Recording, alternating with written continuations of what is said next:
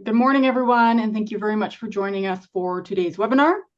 My name is Michelle Berthollet. I'm the group publisher of agriculture at Annex Business Media, which is the parent company for Top Crop Manager, Canada's source for field crop production and agronomic insights. I'm joined today by Courtney McClinton, Agronomy Technical Services Manager for Western Canada, and Dan Tollefson, Product Lead, both joining us from the ICL Growing Solutions team. Today, our presenters will discuss nutrient removal, focusing on sulfur's role in soil fertility, crop performance, and grower profitability. Special thanks to ICL for sponsoring today's webinar. This webinar is being recorded and will be made available to all attendees and registrants approximately 24 hours after the live broadcast. The session is scheduled to run for approximately 45 to 60 minutes, and following the presentation, we'll open the floor for questions. If you have any questions throughout the presentation, please type them into the Q&A tab found on the panel along the bottom of your screen. This webinar has been approved for one CCA CEU in nutrient management, and further instructions for submission via QR code or by email will be addressed after the question and answer period. So without further ado, over to you, Courtney and Dan. Thank you. Yeah, thank you, Michelle. Just a quick overview. My name is Dan Tollefson. I'm the product lead for ICL on our Fertilizer Plus portfolio. A little bit of background. I grew up on a farm in western Minnesota. Parents own and operate a fertilizer plant out there, and grew up growing corn and soybeans and a little bit of wheat. So I've been in agriculture my entire life. Been in the fertilizer space specifically for about 15 years post-college. So fertilizer is a passion of mine, and excited to be here today. And I'm Courtney McClinton. I am the agronomy manager for Western Canada. I grew up on a small farm outside of Saskatoon, about 2 hours. Small pedigreed seed farm there, and went to school at the University of Saskatchewan. So definitely a prairie girl at heart. Whenever I think of bringing new innovative solutions to farmers, I always think of, what could help out my dad on the farm. So, yeah, I love the industry and excited to share some great information with you guys today. Excellent. So just a little bit of our agenda that we want to talk about today. We want to highlight specifically on sulfur deficiencies, and then just some agronomic and economic tools that we can use to help address those issues. Focus a lot on polysulfate, which is what I'm the product lead for at ICL. But I want to give a quick, and Courtney and I are going to kind of go back and forth. So I'll cover the ICL introduction, and then we're going to look at how to identify sulfur deficiencies, specifically in Canadian crops, removal and replenishment strategies, the different types of sulfur sources that we see in the marketplace. There are a lot of them out there, so we're going to kind of break down the benefits and features of different, common sulfur sources. Courtney has some new and exciting research summary that she's going to go over. And then we're going to talk about some innovation and just market fits and what we see moving forward in the sulfur and ICL marketplace. And then we'll end with some Q&A. So without further ado, Courtney, do you want to advance to the next slide? One of the things that we do hear often is I've heard of ICL, but I'm not exactly sure what ICL or who ICL is. And ICL is a company that's been around for over 100 years now, in the very diverse company. It's in multiple market spaces. Currently has a market cap of around $7 billion. So it is not small by any means, and it is very diverse. You can see the numbers at the top here. There's literally hundreds of products and hundreds of agronomists and a lot of production locations. And then we're very focused on R&D. So we do have 4 R&D centers. This is all over the world. So very diverse company. We really look at it as breaking up into 4 different business units. And so industrial products would be one of them. Mostly bromine solutions that we see. And bromine, about 50% of the world's bromine is mined in and around the Dead Sea in Israel. And so bromine is used mostly in fire retardants, whether it be in clothing or consumer goods, electronics. Very, very important type of industry to be in. Our potash division is based primarily in the Dead Sea, where we use evaporation ponds to create our potash. Produce approximately 4 million tons of potash per year. That's distributed globally. To put that into perspective, we're not as big, obviously, as like the Canadian or the Russian producers, but we do account for about 6 to 7% of the global supply of potash each year. So pretty significant.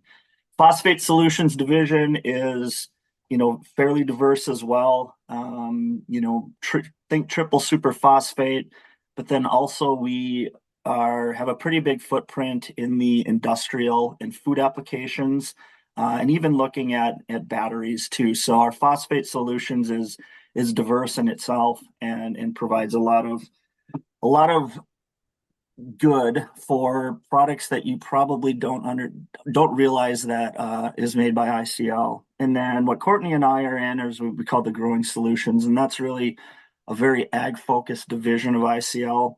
We do have a specialty fertilizer line, which is water solubles, that's used in many starter fertilizers. We've got a biological line now, and then really polysulfate in its derivative products, which we're going to talk about primarily today. So it is a very diverse company. It's been around a long time, and it's just a little bit of background there. So moving forward, what we're here to talk about today is what we like to call the sulfur challenge. We know that there's a problem out there, and a lot of times you'll hear that the sulfur is the fourth macronutrient behind nitrogen, potash, and phosphate fertilizers. But what we're seeing is with new genetics, higher yields being taken off each year, sulfur is really moving into that fourth place when you talk about nutrients. And what we're seeing, not only in Western Canada, but throughout the US and throughout the world, is our soils are becoming more and more deficient in the sulfur nutrient. A lot of reasons for that.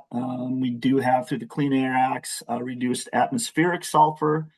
So that definitely plays a role. We don't get a lot of free sulfur like we may have received 20 years ago, which is a good thing. And then also with like I said, with the new genetics and the higher yields that we're getting on our acreage, there is higher removal rates of sulfur. And so canola, potatoes, alfalfa, as we get and develop that, and the yields increase, the need for sulfur increases too.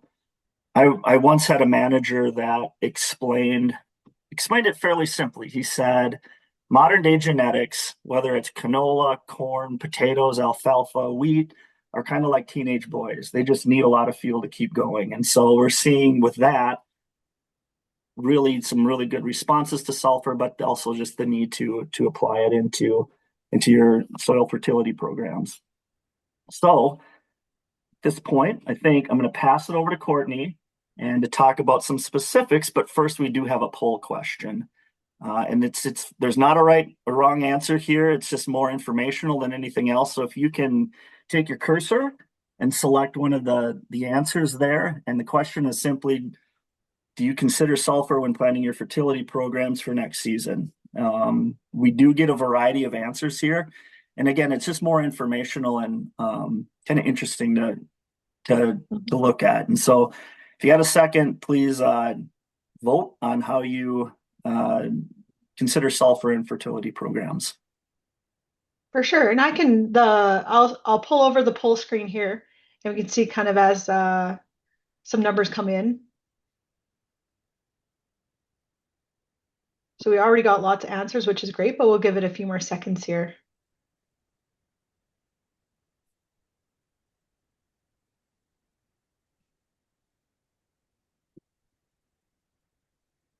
Alrighty, so yeah, no, this was great. It's great always to kind of get a sense of where people are at, and agriculture practices differ by area. You can drive like 2-3 hours, and it's a whole different ball game. So this is really great. I appreciate everyone participating, and we'll continue on here.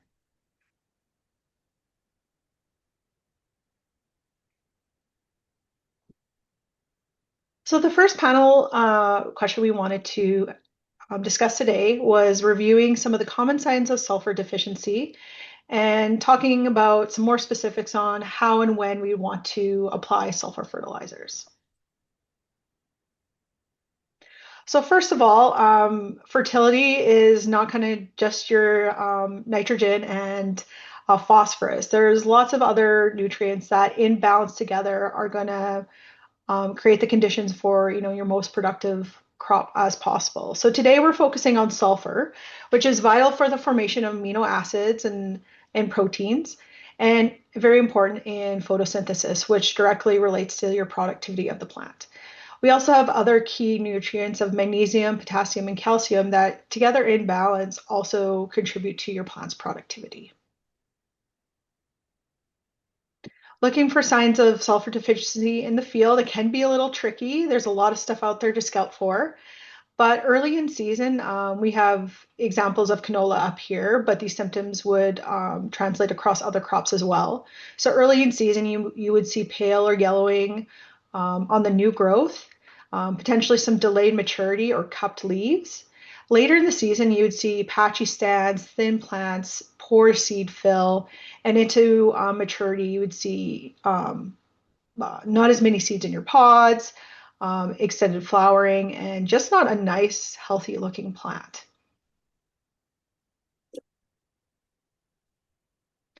And when we're thinking of for our stewardship, another thing we need to think of is placing the fertilizer at the right time. So sulfur is most used by the plant in the early rapid growth stages of your plant. So not just at that early seedling stage when you're seeding or a couple weeks after it emerges, but really into kind of those later stages as well. So with canola, those stages would be between your seedling to bolting stage. With alfalfa, that is your green up to bud.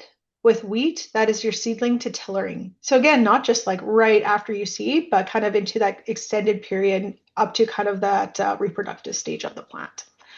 Other factors to consider when you're thinking of sulfur availability includes your soil type. So sandy soils with lower organic matter are more prone to sulfur deficiency, as sulfur is a very leachable nutrient. Also, if you're having heavy rainfalls, this would also leach the sulfate as well, and unless it's held in more of your higher clay organic or higher organic matter soils. And also there's high variability. As we discussed some of the symptoms you saw in the previous slide, you may not see those symptoms widespread across your whole field. You might see certain patches, you might see certain areas that have it, but it won't necessarily be widespread throughout your field. So yeah, sometimes narrowing in on identifying the deficiency is kind of tricky. So our next question is discussing what do our 2025 nutrient removal trends tell us about what we need for the next season? So in 2023, the crop nutrient uptake and removal guidelines were updated for Western Canada. So for our heavy sulfur using crops like canola, every year that crop for an average yielding crop is going to be removing about 10 pounds per acre. Wheat, pea, and barley are still, although lower, are going to be removing between 6 and 5 pounds per acre. So your crop is always taking sulfur off. Also, the government of Saskatchewan have posted nutrient removal guidelines as well. So when we're looking at alfalfa is going to be removing about 27 to 33 pounds per acre per year. And potatoes between 16 and 20. So again, the crop is thirsty for sulfur, and when we're thinking of planning for our next season, we got to consider this in the previous crop, what the previous crop took off, but also what is our future crop going to take off. So kind of bring this all together, all this information together. When we're thinking sulfur replenishment for 2026, there's lots of things to consider. So one thing that is tricky is that because these deficiency symptoms can be spotty, also our soil tests aren't 100% reliable. The Canola Council recommends to apply at least 10 to 20 pounds per acre of sulfur almost regardless. And also, the other thing we need to consider is where this fertilizer is going to be placing. And we'll talk about that a little bit more later on. But generally, if we can place the fertilizer as close to the seed or seedling as possible, it's going to be ready for that plant to take it up and use it as efficiently as possible. When we're thinking about fertilizing recommendations, there's kind of a couple of things we pull together before we start making our fertilizer recommendations. So first of all, we consider our previous crop symptoms, and then also consider our crop need for the next season. So are you planting a canola or a high sulfur use crop, or have you planted one last year? That all comes into the equation. Also, there's other tools such as in-season plant analysis and sensor monitoring for color and biomass that also can help us paint a clear picture of what is happening in your field. So with all this information, what options do we have? And that's what we'll discuss further here now. Bring in the trumpets. Yeah, thank you, Courtney. And so I'm here to talk about polysulfate. And so a little bit of background on what polysulfate is. If you go to the next slide here, we'll do a little geology overview. And so if you look at the picture on the top right, it's a picture of the United Kingdom. And where that star is that's our Bulby mine. And that's right on the North Sea. In the UK. So when we mine polysulfate, think of it, I think we're most familiar with potash mining. There's a shaft, there's a miner, you bring ore to the surface. That's the same way that we mine polysulfate. As you can see, this mine has been open for many, many years. Up until fairly recently, it was a potash mine, so it was Cleveland Potash. And as you can see that there's different stratospheres of ore beds, and potash is mined approximately 1,100 meters below the surface of the earth. But in 2016, we shut the potash operation down and transferred and focused on polysulfate. We currently mine approximately 1 million tons per year of polysulfate and distribute it around the world.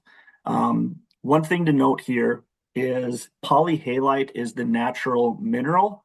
We market it as polysulfate. And so it's a mineral that is, again, 1,250 feet, goes down to 1,400 meters, down to 1,400 meters where the ore bed is. And we kind of follow that ore bed with our miners. And there's a picture of the miner right underneath the picture of the UK. Couple of unique properties is one, the ore to product ratio for polysulfate is approximately 1:1, and that is unique in the fertilizer industry. You think about MOP, that's depending on the quality of the mine, about a 1:2 ore to product ratio. If you're familiar with like K-Mag or Trio, we're probably looking more like a 1:3 product to ore ratio. That means for every 3 tons of ore that we bring up, we get 1 product ton. Polysulfate is a 1:1 ore to product ratio, which gives us a lot of efficiencies in the mining process. And one of the big ones that we like to talk about is it has the lowest carbon footprint out of any commercially traded fertilizer in the marketplace today. So as carbon becomes more of a keynote in agriculture, polysulfate is a very, very, very low carbon footprint fertilizer. When we think of it, even though it is, over 225 million years old, the ore bed it's a pretty new dry fertilizer in the market. Potash has been around for many, many years. DAP has been around for many years. Urea has been around for a long time. Polysulfate's really been in the marketplace for 10 years right now. So when you look at a dry fertilizer, it is a new fertilizer in the market. We don't get a lot of new dry fertilizers, but polysulfate's definitely one of them. And really in the North American market, it's only been promoted for right around 5 years. So kind of a unique product that we have. We're excited about the growth that we've seen and the growth that's yet to come. But this gives a little bit of an overview on how we mine it. Obviously, it's produced in the UK. We bring it over in vessels, and we can take it through the St. Lawrence. We can go in through New Orleans. We can drop it into ocean warehouses, and that's kind of how we distribute it in the North American market. So next slide. And we're open for questions at the end. There's no test, but if you have any follow-up questions, let's talk about it then. So polyhalite or polysulfate is 4 essential plant macro or nutrients in a single fertilizer. There is some trace minerals in there since it is a natural ore. We don't claim it on our analysis, but since it's a natural occurring ore, there's a little bit of boron, a little bit of zinc. It's not enough to claim on a label, and frankly, as you follow the ore bed, it does vary a little bit. So, but just be aware that there are some trace elements in the fertilizer.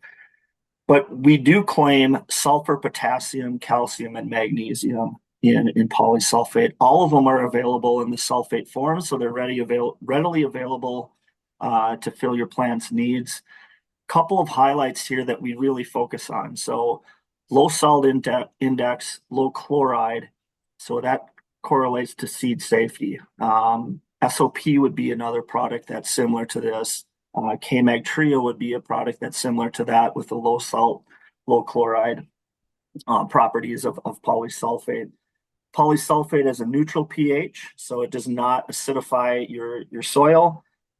Season-long availability. So we've got a study here I'll show in just a little bit on how it breaks down over the course of the growing season. And then again, it has a low carbon footprint just because of the low 1-to-1 ore to product ratio. There's no chemical processing. It's simply crushed, screened, and shipped. And again, it's polyhalite, and we market it as polysulfate. So next slide. So a little bit more into the analysis of polysulfate. There's 4 nutrients, as we just said. Sulfur, we're talking about sulfur here. So we're going to lead with the sulfur, but sulfur is right around a little over 19%. Potassium is 14%. Magnesium is 3.6%, and calcium is 12.2%. All of them available in the sulfate form. All of them available to the crops in the growing season, which is important key to remember here. Next slide. So I'm going to take a little bit of time right now and kind of do a little bit more of a deep dive throughout the North American market, specifically Western Canada. There's a lot of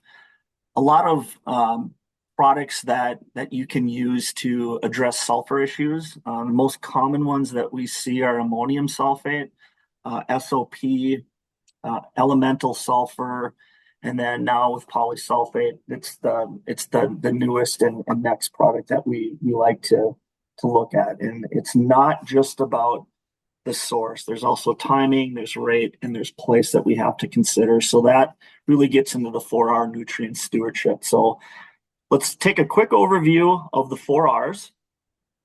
Again, right source, right rate, right time, and right place. We're all familiar with that. We've heard it a lot.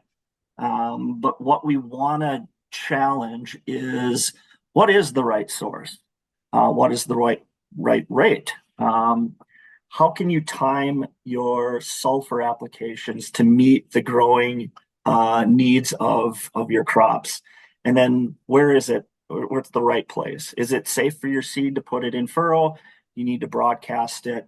How do you apply a sulfur source? And so it's just rethinking the source, not just about rate, not just about timing. It's about sustainability, smarter recommendations, and ultimately profitability on higher yields. And so the next slide, this slide to me is probably best describes the value of polysulfate. It is a study done by the University of Nottingham. So UK, Nottingham, we've heard of Nottingham before. But what they looked at was, what are the release rates with polysulfate versus an ammonium sulfate, an SOP, a kieserite, We don't have elemental here. Elemental, you would see a flat line essentially starting at day 0 and just gradually extend out into the future. We'll talk a little bit more about that just briefly, but this is a really interesting study. If you look at the natural sulfur uptake of most crops, it really gets close to matching the release rate of polysulfate. And so they did this study, and it shows that sulfur in polysulfate is released over a 50-day period. We call it gradual dissolution on how it breaks down in the soil, and that really matches the needs of your crop, which is really unique in ag. Yeah, and it supports the sulfur demands during that early rapid growth period. Exactly. Yep. Good point. And so like half of it is released within like the first 10 days. And then you do have a tail that's released from day 10 to day 50. So that is you've seen some really good results with sulfur, specifically with polysulfate. And so just a high level of comparing sulfur sources. And so we decided to look at polysulfate and comparing it to SOP, ammonium sulfate, and then elemental sulfur. And so as you saw from the last graph, the release profile on polysulfate is gradual and sustained. SOP is rapid. Ammonium sulfate is also fast. Both are prone to leaching. And elemental sulfur, depending on a lot of different factors, soil temperature, moisture, is a slow release. It can be months, but it can be years. And so what we hear from a lot of farmers is, budgets are tight. I want the nutrients that I buy today to be available fully for the growing season that I'm about to grow my crop in. And polysulfate is a great fertilizer to match that requirement of farmers. So when you look at salt index, polysulfate's low, so it's seed safety. You can plant it in furrow right by the seed. There's not much risk at all to germination. Well, actually, Courtney will show a study that shows that the germination rates when using polysulfate compared to other fertilizers is quite high. Chloride content, very low. SOP is a very low chloride. Elemental sulfur as well. Ammonium sulfate high. There's 4 nutrients in polysulfate. Elemental being just sulfur, but low leaching risk due to the dissolution and how it breaks down in the soil. So when it comes to crop and soil safety, we give polysulfate a green check as excellent multi-nutrient with many benefits. SOP is good. It's short-lived, along with elemental is fine, but that breaks down over a significant period of time. Ammonium sulfate, depending on your crop type, can present some higher overall risks. Albeit ammonium sulfate right now is probably the number one sulfur source in the world, but it's not a perfect fertilizer, and we feel like polysulfate matches up very well against all of these fertilizers. So with that being said, Courtney, you want to expand a little bit more on protecting seed and stand count? For sure. And we'll focus a little bit more on the low salt content of polysulfate here. And I got a little bit of data to show you guys, which being a scientist, that's right up my alley. So one thing here to keep in mind is that polysulfate is a mineral. It's not a mixture that we've crushed up and put together. It's not a mixture of salts. It's a mineral that we have crushed up a little bit, and you can apply this. So it's one single complex crystal. And when we're talking about salt index, polysulfate checks a lot of boxes because it has a low salt index. It's gentler on the seedlings, safer for emergence, especially you think more of your sensitive type crops. With safer emergence, we also have stronger stand counts, more uniform growth. The more uniform and stronger stance has other agronomic benefits to us as well, from protecting against pests, better weed management, lots of things there. So some not direct benefits there, but that's always what we're aiming to build, is like a strong uniform stand. And then as you have a healthy seedling, you're developing deeper roots, a healthier plant early on, giving it the best start possible. And then we also have the potential in some circumstances to lower seeding rates, which is always something we're looking at to do. And with all of this together, we can maximize higher yields with a better stand, healthier plants, creating a higher potential for yield and improved ROI. So we have some great photos here showing a picture is 1,000 words, right? So it's demonstrating the seed safety of polysulfate. So we have various crops here growing right next to or touching the polysulfate granule here. And you see lots of different crop species, from cereals, the pulses, corn, barley, and you'll see also too all of these root hairs here. So there's no burning of the root hairs or the root tips, just really happy seedlings. And the other benefit of this is because you can place it so close to the seed, it's available. So your plant can take it up right there and then, and it can be available to the plant. It's not looking for it or scavenging it throughout the soil profile. So this is some results from a seed safety study on canola seed at stand counts at 14 days after emergence in Manitoba. And what we see here is that polysulfate increased canola stands by over 10% as compared to the control. So having that nutrient package close to the seed boosted the canola stand and as compared to the control. But we also see some, higher salt content fertilizers may also be damaging a little bit of the seedling stand as well. And now just moving into how this translates into other research trials we've done throughout North America, and also focusing a little bit more on the yield story as well. So right here we have a great photo showing how sulfur deficiency symptoms were observed with just applying with KCl, but once polysulfate was added to the crop, we saw a much more uniform stand. So that's where you can see on your left-hand side, there's a thinner stand, not as uniform crop staging, just not looking as happy. But then directly on your right with polysulfate, we see a much thicker stand. Crop staging is all within a closer stage as well. We just had a question here asking what was the control test. I'm guessing with the last slide, that was grower standard. So grower standard practice in the area.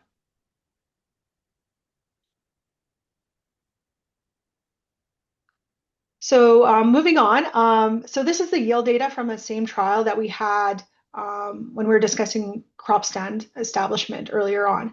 So what we see when we looked at the yield of the same trial is that the increased plant stand translated into yield benefits here, where as compared to the control, we saw a 25% increase in yield over the control. So really great results here. And a little bit more data and some other crops. So we also have alfalfa here as well, which is another high sulfur demand crop. This graph outlines the total dry matter yield of the alfalfa crop over 4 cuts. So over the all 4 cuts, we saw a yield increase of 6.8%. And then also narrowing in on the fourth cut, we saw the greatest benefit, where there was a 25% yield bump in the 4th cut. So that sustained release of the polysulfate is feeding the crop later in the season, making a more productive crop, as maybe some of those more early season fertilizers have already run out. Through the second to fourth cut, we also had quality analysis done. It's not on the slide right now, but we increased crude protein, increased crude protein, reduce ADF and NDF, which is our couple of our forage quality indicators there as well. So both yield and quality. And then also we have a trial on oat, which we don't typically think of as sulfur immediately, as it's not a high sulfur demand crop. But in a low sulfur demand crop where we added polysulfate, we also saw a yield increase in our polysulfate treatments here as well. So even though it's not the typical one you think of sulfur, still seeing a yield benefit here.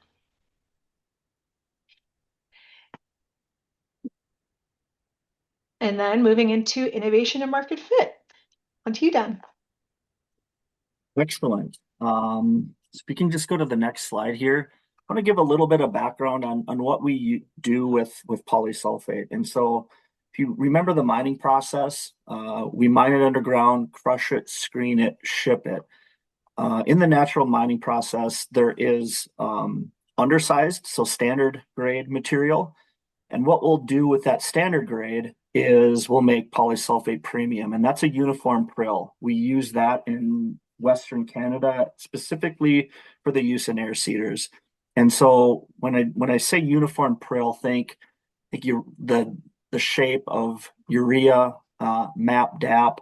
Our granular grade looks a lot like potash, and so those are the two different grades that we have on polysulfate. But in Western Canada specifically, we ship polysulfate premium because it's an ideal fertilizer for air seeders in the air seeder market. Other things we can do with the standard grade that we have, the byproduct of producing polysulfate, is we have a product called ICL PK Plus. So potassium and phosphate along with the benefits of polysulfate. So it's a 5-in-1 nutrient. We granulate this, so it is a uniform prill. Looks very similar to polysulfate premium and other fertilizers like, again, urea, MAP, and DAP. But there's 5 nutrients in one. What we do is we use a phosphate rock base, and to that we add polysulfate. We add sulfuric acid. We add phosphoric acid. If we want to increase the K levels, we can add SOP or MOP to that. And come up with a 5-in-1 nutrient fertilizer that best fits the cropping season. So this is made through a granulation plant in Amsterdam in Germany, and we ship that also into the North American market. There's also a lot of, which is nice with ICL, if you remember all of the research, the R&D centers, all of the agronomists that work at ICL, we have a pretty good new product development formation in our company. So we're looking at a lot of different things. We're trying to innovate. Can we suspend polysulfate in a liquid form? Can we add trace minerals? Can we add boron? Can we add zinc to that product? We're always looking to expand and grow polysulfate in the marketplace. But from a base, polysulfate has been very, very good fit for cropping needs. So next slide, and I want to wrap up my part by just talking about how we've adapted to regional needs. So we've provided agronomic solutions tailored to fit the demands of the grower, which is the development of the premium grade, the development of PK Plus. We can put it through air seeders. We can adjust the analysis on PK Plus to fit unique needs of different geographies throughout the world. The last two bullet points I don't want to breeze over because I think this is important for everyone to know. As we've been growing this market, and so earlier I said the first polysulfate came into the North American market right around that 2020 year. As we've been growing it, we're also expanding our logistical assets to meet that demand. So it comes to rail cars, it comes to additional warehousing, it comes to transload locations. All of that is growing as we are growing the product line. And then our team, specifically growing solutions in North America, is also growing. So if you go back to 2020, our team probably had right in that 10 to 15 employees in North America. And now in 2025, we are pushing right at 100. So the commitment we've gotten from ICL Global to grow North America and to invest in the needs of providing the best quality products at the right time at a fair price has been fully supportive from the company. So from Courtney and I perspective, that is what we look for in a company, and ICL has met the needs that we have, that our customers are demanding. So we're here for the long run, and we're growing to meet the increased needs of our customers. So next slide. For sure. And just some closing remarks from my side is agronomically, polysulfate is a really exciting product. It's a sulfur solution for farmers that is not just a sulfur solution, but it's a 4-nutrient solution. And sulfur deficiency is widespread throughout the prairies. Up to 40% of the crops are experiencing this. So it's exciting to be able to bring this solution to farmers. And hopefully with, maximizing, polysulfate has a lot of benefits from great blendability, flexibility for flexible different types of applications. It can be seed placed, it can be side banded, it can be broadcast in the fall. Lots of different options there that we can work with what your setup is on farm to hopefully maximize your yield and profit. The sustained release feeds your crop not just in the seedling stage, but in that rapid growth and throughout into the season. And yeah, it's not just bringing the sulfur, but also the other key nutrients that will help maximize your productivity. So that is all we have for you guys today. I've seen a few questions pop up in the chat. So I see one here, but if you have any questions, we have both of our emails up here. And we also have our website there. If you search ICL Canada, it'll bring it up really quick too in a Google search.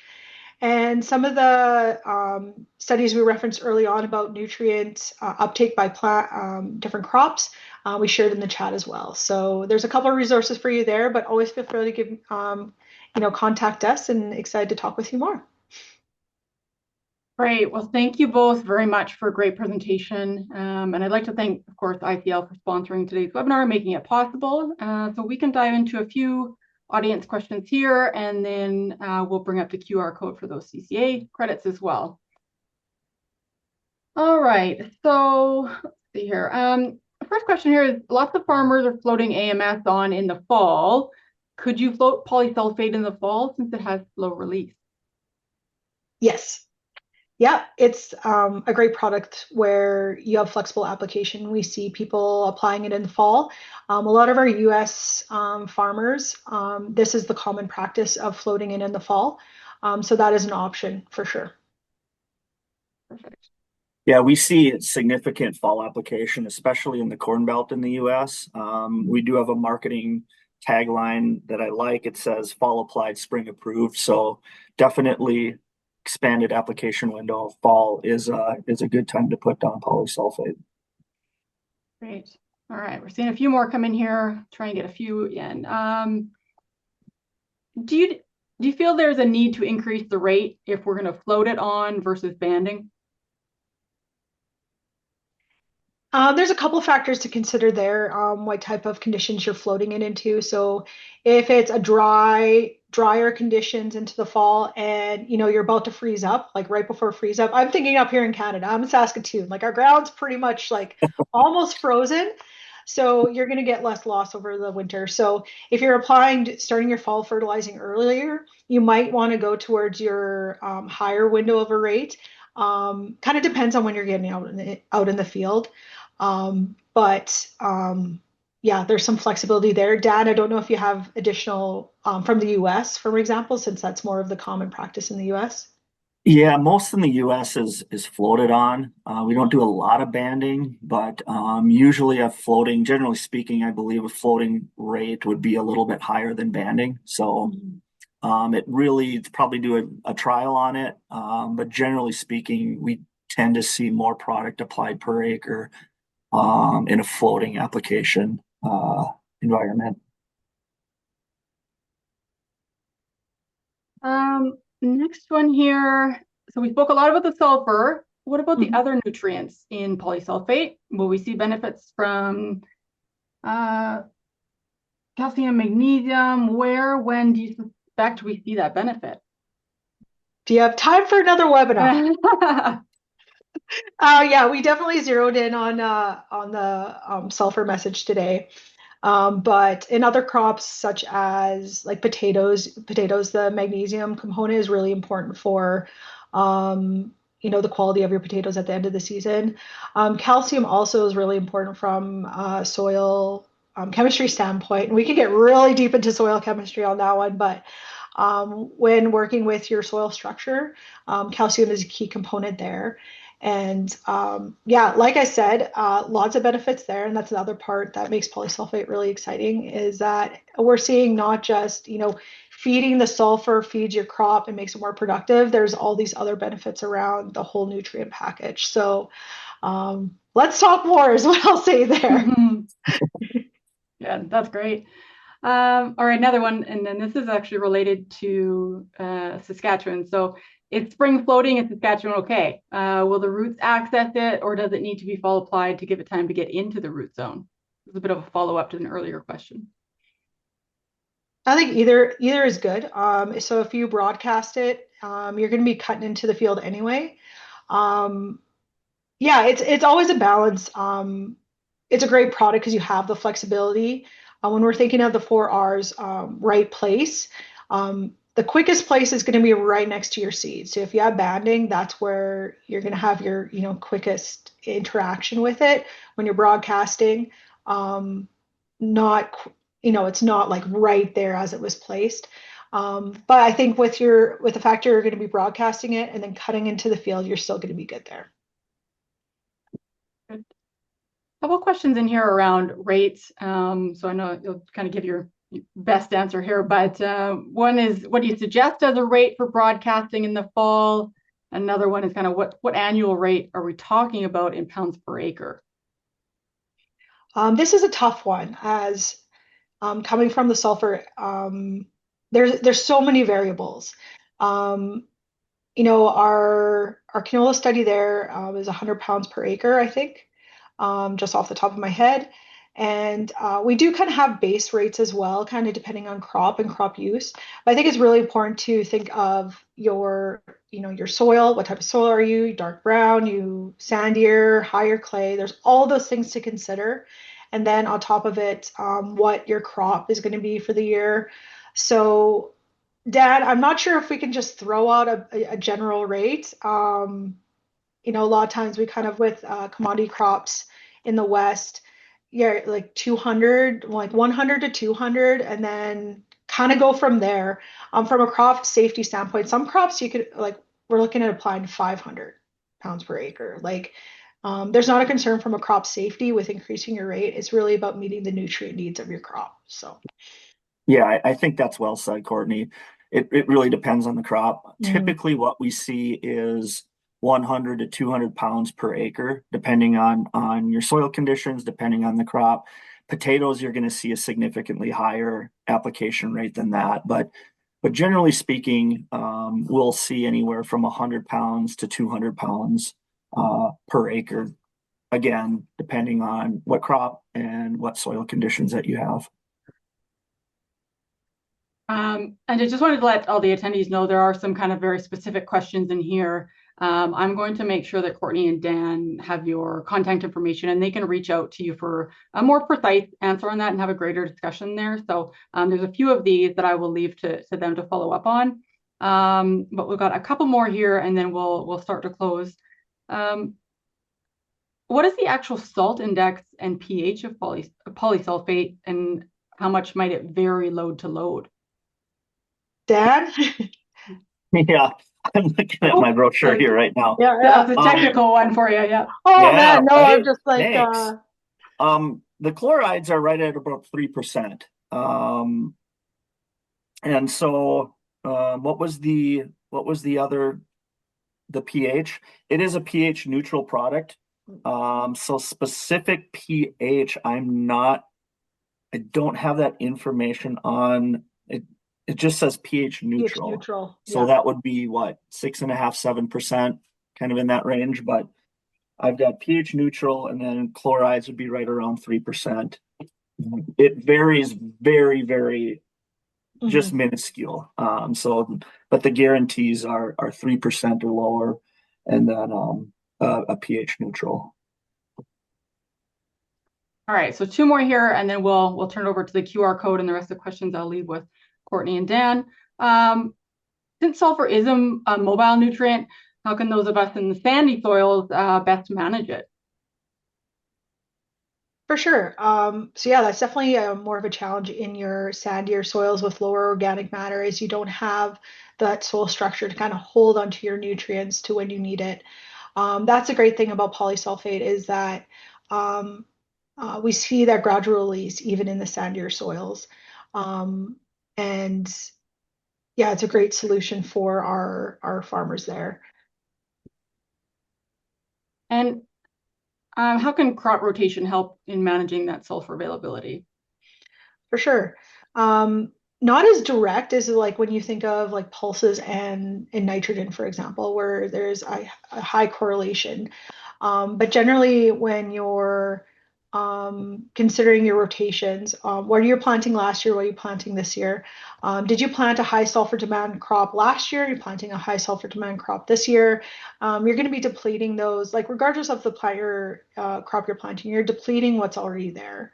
But especially when you're thinking of a high sulfur rotation right after another, you want to keep in mind what those high, like, up to 10 pounds per acre is coming off, especially with those higher.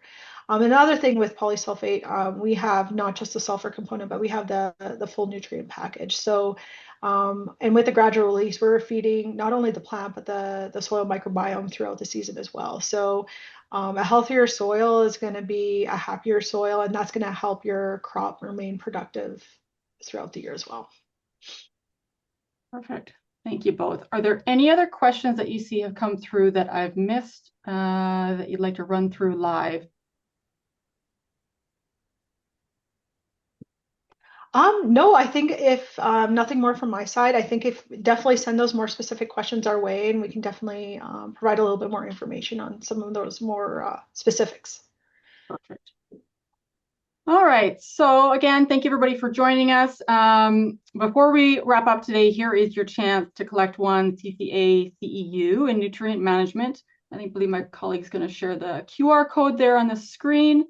So to collect the credit for this webinar, you can open your CCA app on your phone, click scan course code, and hold your phone up to the monitor, of course, so the camera can hover over the QR code. And if you're able to do this, your CEUs will be submitted immediately. If this does not work for you, please email your first name, last name, and CCA number to webinars@annexbusinessmedia.com, and we'll submit the credit for you.